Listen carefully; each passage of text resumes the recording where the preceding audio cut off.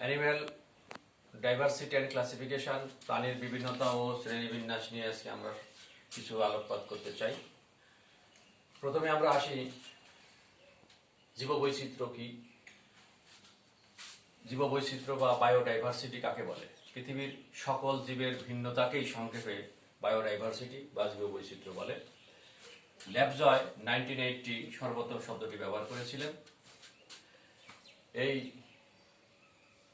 প্রাণী এবং উদ্ভিদ বিভিন্নভাবে বিভিন্ন জায়গায় আলোচিত হয়েছে। প্রাণীদের ভিন্নতাকে অ্যানিম্যাল ডাইভার্সিটি বলে এবং প্ল্যান্টের ভিন্নতাকে প্ল্যান্ট ডাইভার্সিটি বলে। সাধারণত কয়েকটি প্রকারভেদে এটাকে আমরা বিভক্ত করতে পারি। এটা জেনেটিক ডাইভার্সিটি, স্পেসিফিক ডাইভার্সিটি এবং ইকোসিস্টেম ডাইভার্সিটি। জেনেটিক ডাইভার্সিটি কাকে বলে? যে সমস্ত বৈচিত্র্যতা ক্ষেত্রে আমরা লক্ষ্য করি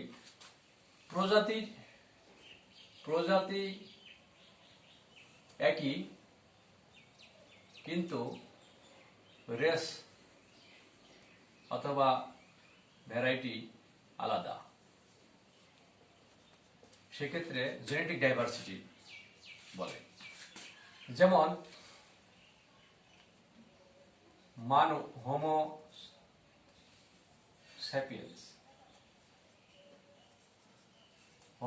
স্যাপিয়েন্স মানুষ। এই মানুষ একই প্রজাতির হওয়া সত্ত্বেও জিনগত ভেরিয়েশনের কারণে বিভিন্ন মানুষের চেহারা, আকার, আকৃতি, দৈহিক গঠন, বর্ণ বিভিন্ন রকম হয়ে থাকে। যেমন, আর এইটাকে আমরা রেস বলি বা ভ্যারাইটি, কখনো ভ্যারাইটি বলি। যেমন অস্ট্রালয়েড, মঙ্গোলয়েড,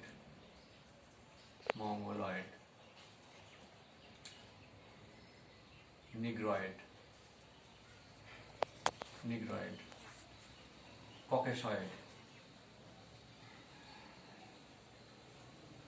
ককেশয়েড, এই ধরনের বিভিন্ন রেস আমরা পাই। অস্ট্রেলিয়ার অধিবাসী এরা খুব বেশি মাত্রায় সাদা। মঙ্গোলিয়ার অধিবাসী, চায়না বেল্ট, মঙ্গোলিয়া, এগুলা একটু চেহারাগুলো একটু আলাদা ধরনের।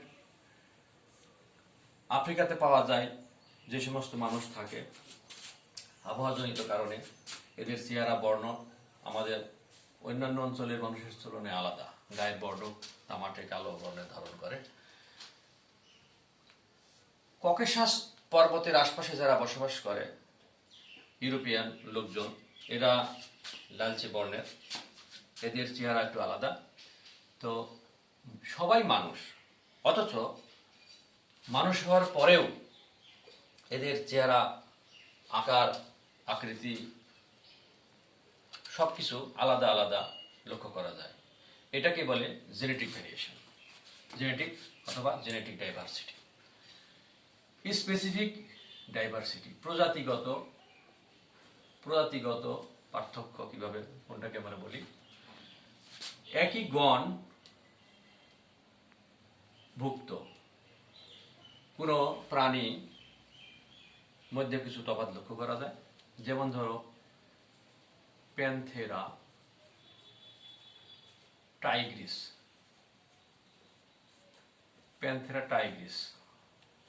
বাঘ। আবার আরেকটা হলো প্যান্থেরা লিও সিংহ।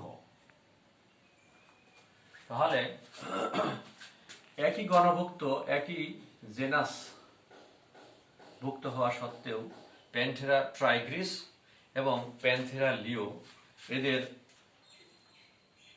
মধ্যে তফাৎ লক্ষ্য করা যায়, ভেরিয়েশন লক্ষ্য করা যায়। তাহলে এই ধরনের তফাৎ যখন আমরা পাই, একই গণ হওয়া সত্ত্বেও দুটোই প্যান্থেরা, তারপরেও একটা টাইগ্রিস একটা লিও, দুটোর স্বভাব, দুটোর চেহারা আলাদা। ইকোসিস্টেম বাস্তুতান্ত্রিক জীববৈচিত্র্য।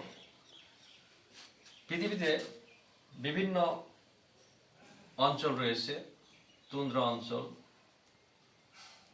বনভূমি অঞ্চল, এই সমস্ত অঞ্চলের ভিতরে যে সমস্ত বায়োম রয়েছে, এই বায়োমে বসবাস করে যে সমস্ত প্রাণী, তাদের মধ্যেও আমরা কিছু বৈচিত্র্যতা লক্ষ্য করি। যেমন তুন্দ্রা অঞ্চলে বাস করে ভল্লুক, আর বনভূমি অঞ্চলে বাস করে ভল্লুক। এই দুই ভল্লুকের মধ্যে তফাৎ আছে, মরু ভল্লুক। তাহলে দুজনের স্বভাব, সহনশীলতা, খাদ্য গ্রহণ অভ্যাস ইত্যাদির মধ্যে তারতম্য লক্ষ্য করা যায়। পরিবেশ এবং স্থানের কারণে, পরিবেশের কারণে এদের স্বভাব, চরিত্র ইত্যাদি তফাৎ হয়ে যায়। এ ধরনের বৈচিত্র্যকে আমরা বলছি ইকোসিস্টেম অফ বাস্তুতান্ত্রিক ভেরিয়েশন বা ডাইভার্সিটি। আচ্ছা, এবার ক্লাসিফিকেশন নিয়ে আমরা কিছু বলতে পারি যে বিভিন্ন যে সমস্ত প্রাণী আছে, এদেরকে চেনার জন্য, সহজে খুঁজে পাওয়ার জন্য শ্রেণীবিন্যাসের মধ্যে যদি এদেরকে আমরা নিয়ে আসি, তাহলে আমাদের জন্য বোঝা, পড়া, জানা সহজ হয়। এজন্য বিজ্ঞানী ক্যারোলাস লিনিয়াস সর্বপ্রথম ক্যারোলাস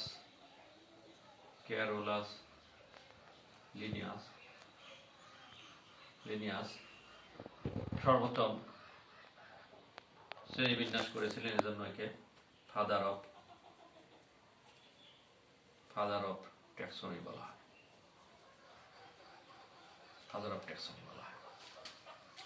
পর্বশ্রেণী, বর্গ, গোত্র, গণ, প্রজাতি ইত্যাদি সংক্ষেপে ইত্যাদিতে পর্যায়ক্রমে সাজানো হয়। সাজিয়ে এগুলো আমরা পূর্বে আলোচনা শিখেছি।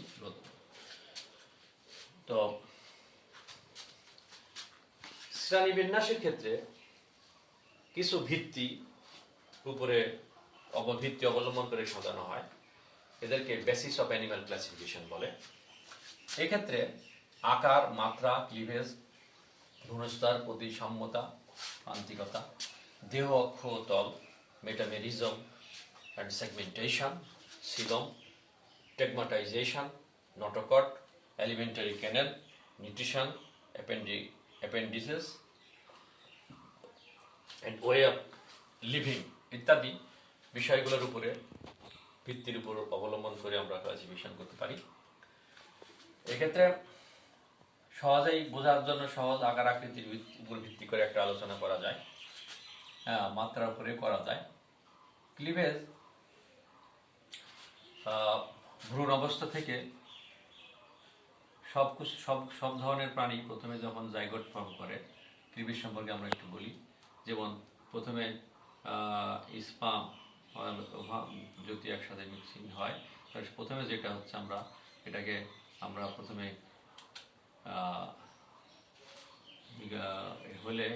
প্রথমে দুটো ভাগ হয়ে যাবে, তারপরে ফার্স্ট ক্লিভেজ, তারপরে সেকেন্ড ক্লিভেজ, এইভাবে একটার পর একটা থেকে এক কোষ থেকে 2 কোষ, 2 কোষ থেকে 4 কোষ, 4 কোষ থেকে 8 কোষ, এভাবে 16 কোষ এভাবে বাড়তে থাকে। এইগুলাকে ক্লিভেজের বিভিন্ন ধাপের মাধ্যমে পর্যায়ক্রমে একটা ছোট প্রাণী থেকে আস্তে আস্তে বড় প্রাণীতে পরিণত হয়।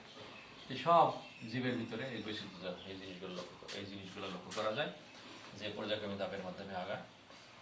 ভ্রূণ স্তরের উপর ভিত্তি করে, যেমন জার্ম লেয়ার, এখানে কয়েকটা জার্ম লেয়ার আমরা লক্ষ্য করি। একটোডার্ম, মেজোডার্ম, আর হলো এন্ডোডার্ম।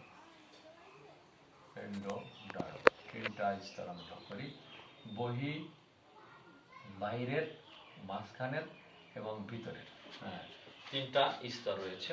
এই তিনটা স্তর এখন আমরা এইভাবেই সাজাতে পারি। তিনটা স্তর, একটা স্তর। বাইরের একটোডার্ম এটা বলতে পারি, মেজোডার্ম এটা, এন্ডোডার্ম। তিনটে স্তরে আমরা এভাবে সাজাতে পারি। ভ্রূণ স্তর, জার্ম লেয়ার, জার্ম লেয়ার উপর ভিত্তি করে আমরা সাজাবো। কোনো কোনো ক্ষেত্রে মেসোডার্মের জায়গায় থাকে মেসোগ্লিয়া, মেসোগ্লিয়া, মেসোগ্লিয়া, যেমন নিডারিয়া, নিডারিয়া, নিডেরিয়া পর্বে এটা দেখা যায় হাইড্রা বা ইজাতি প্রাণীতে। নিডারিয়া এদের মেসোগ্লিয়া থাকে, মেসোডার্ম থাকে না। এর উপরে ভিত্তি করে যাদের মেসোগ্লিয়া ট্রিপ্লোব্লাস্টিক এবং এই ধরনের প্রাণীদেরকে আমরা বলি, যাদের তিনটে স্তর থাকে তাদেরকে বলি ট্রিপ্লোব্লাস্টিক, ট্রিপ্লোব্লাস্টিক প্লাস্টিক। আর যাদের মাঝখানে মেসোগ্লিয়া থাকে তাদেরকে আমরা বলি diploblastic, diploblastic animal, diploblastic animal, triploblastic এবং ডিপ্লোব্লাস্টিক। তফাৎ কি? একটাতে মেসোগ্লিয়া, এটাতে মেসোগ্লিয়া আছে, মেসোগ্লিয়া আছে, আর এগুলোতে মেসোগ্লিয়া বদলে আছে মেসোডার্ম। উদাহরণ ট্রিপ্লোব্লাস্টিকের উদাহরণ ইকারোডার্মাটা, কর্ডাটা ইত্যাদি। মেসোডার্মের উদাহরণ নিডারিয়া। তাহলে প্রতিসাম্যতার উপর ভিত্তি করে অনেকগুলো ভাগ আমরা লক্ষ্য করেছি। কখনো কোনো কোনো প্রাণী যেভাবেই ভাগ করা হয় সেভাবেই এটাকে ভাগ করা যায়। কোনো কোনো প্রাণীকে শুধু দুই ভাগে ভাগ করা যায়, কোনো প্রাণীকে চার ভাগে ভাগ করা যায়, কোনো কোনো প্রাণীকে এরকম বিভিন্নভাবে আমরা ভাগ করতে পারি। তো সংক্ষেপে আমরা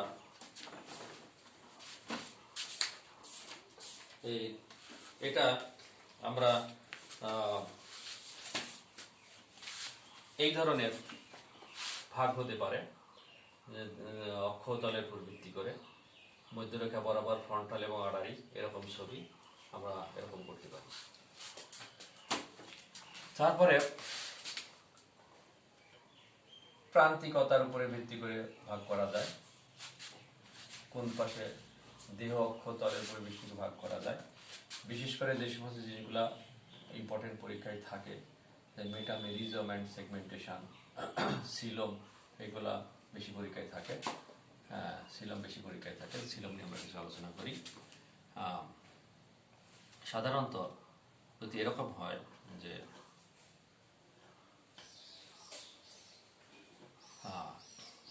দেহকোষ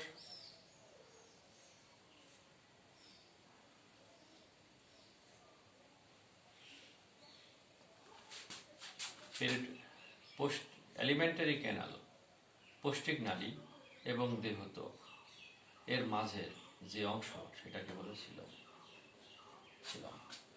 this is alimentary canal, alimentary canal আর বডি ওয়াল। এলিমেন্টারি ক্যানাল আর এটা হচ্ছে বডি ওয়াল, এই বডি ওয়াল। তো এর মাঝের যে অংশ এটা হচ্ছে এই অংশটাকে আমরা সিলম।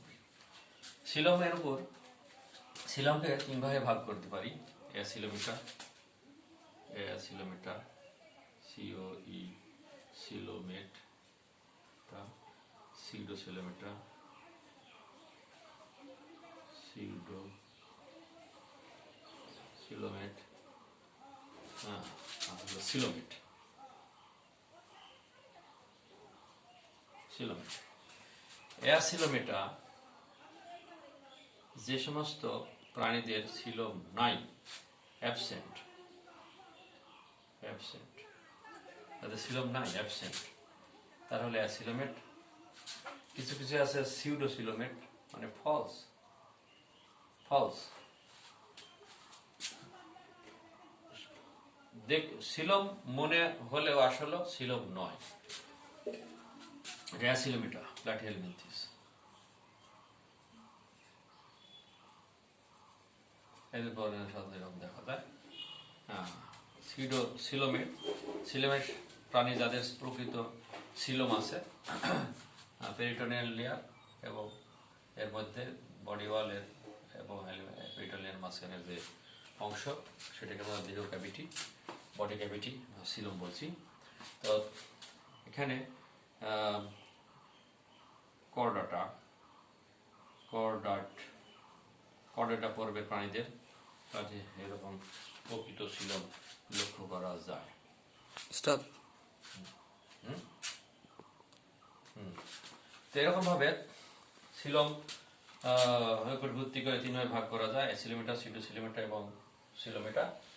আর তাহলে আমরা দেখতে পেলাম সিলমকে অ্যাসিলোমেট, সিডোসিলোমেট এবং সিলোমেটা ভাগে ভাগ করে তিনটা ভাগে আমরা ভাগ করেছি।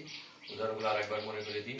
অ্যাসিলোমেটা পরিফেরা, উদাহরণ প্লাটিহেলমিনথেস, এদেরকে অ্যাসিলম, এদেরকে অ্যাসিলোমেটার মধ্যে পড়ে। সিডোসিলোমেটার মধ্যে হচ্ছে নেমাটোডা এবং সিলোমেটের মধ্যে হচ্ছে কর্ডেট। এখন আরেকটা জিনিস বলি, হিমোসিল, যাদের হিমোসিল যাদের সিলম রক্তে পরিপূর্ণ থাকে তাদেরকে হিমোসিল, তাদের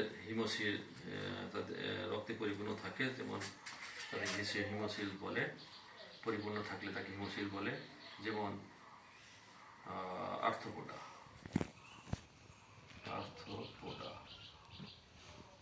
মোলাস্কা, এদের হিমোসিল, হিমোসিলের উদাহরণ। আর এরপরে ট্যাগমাটাইজেশন বা অঞ্চলায়ন, কোন অঞ্চলে বিভক্ত ইত্যাদির উপর ভিত্তি করে। আমরা এটা মুছে দিই। যেমন ট্যাগমাটাইজেশন, অঞ্চলায়ন, কয়েকটা অঞ্চলে বিভক্ত করা হয়েছে। যেমন আমরা বলি এরকম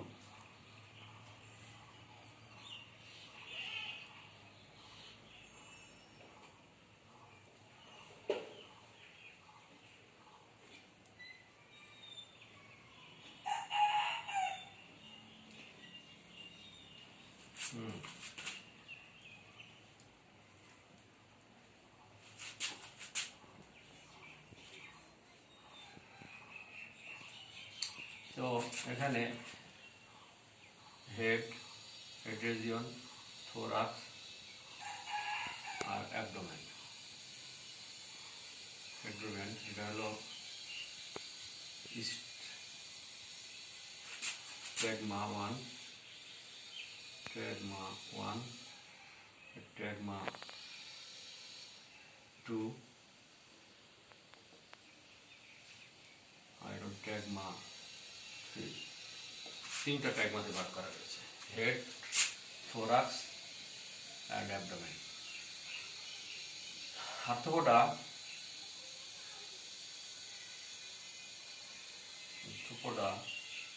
পর্বের এরকম ভাগ আমরা লক্ষ্য করি। তাহলে সেক্ষেত্রে তিনটা অঞ্চলে বিভক্ত হয়েছে। এরকম তিনটা অঞ্চলে বিভক্ত হলে বা হলে তখন আমরা ট্যাগমাটাইজেশন বলছি। এই দুটোকে আবার সেফালোথোরাক্সও বলে। সেফালোথোরাক্স, দুটো হেড এবং ট্রাঙ্ক একসাথে সেফালোথোরাক্স। নটোকর্ড সমস্ত কর্ডেট প্রাণীদের নটোকর্ড থাকে। যেমন নটোকর্ড থাকে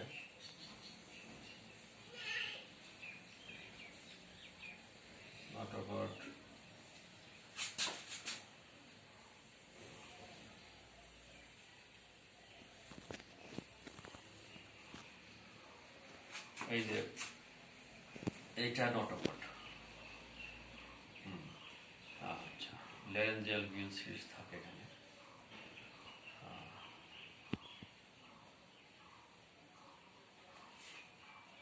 এটা হচ্ছে, তাহলে এটা নটোকর্ড।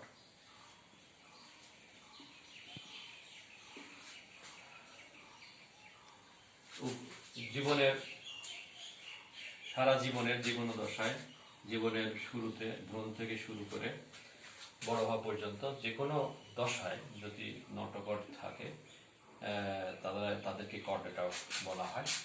হ্যাঁ, কর্ডেটা। তাহলে এর উপর ভিত্তি করে কয়েকটা ভাগে ভাগ করা হয়েছে। হেমিকর্ডাটা, এগুলো হেমিকর্ডাটা, সেফালোকর্ডাটা, আর হলো ভার্টিব্রাটা। এই তিনটা ভাগ করা হয়েছে। সেফালোকর্ডাটা ইউরোকর্ডাটা ইউরো গ্লেজের দিকে যদি থাকে তাহলে ইউরোকর্ডাটা, মাথার দিকে যদি নটকট থাকে তাহলে সেফালোকর্ডাটা, আর ভার্টিব্রাটা তাদের নটকট রিপ্লেস ইন্টু ভার্টিব্রাল কলাম বা মেরুদণ্ডে পরিণত হয়। তাহলে এর উপরে ভিত্তি করে সাধারণত আমরা লক্ষ্য করি এটা কর্ডেট আর নন কর্ডেট আর কর্ডেট। যাদের কর্ডেটা আছে তারা কর্ডেট, আর যারা নাই তাদেরকে নন কর্ডেট। তো এলিমেন্টারি ক্যানেল কারো কারো আছে, কারো কারো নাই, এর উপরে ভিত্তি করে ভাগ করা হয়। নিউট্রিশন এর উপর ভিত্তি করে ভাগ করা হচ্ছে, অ্যাপেন্ডিকুলা, আর এরকমভাবে বিভিন্নভাবে ভাগ করা যায়।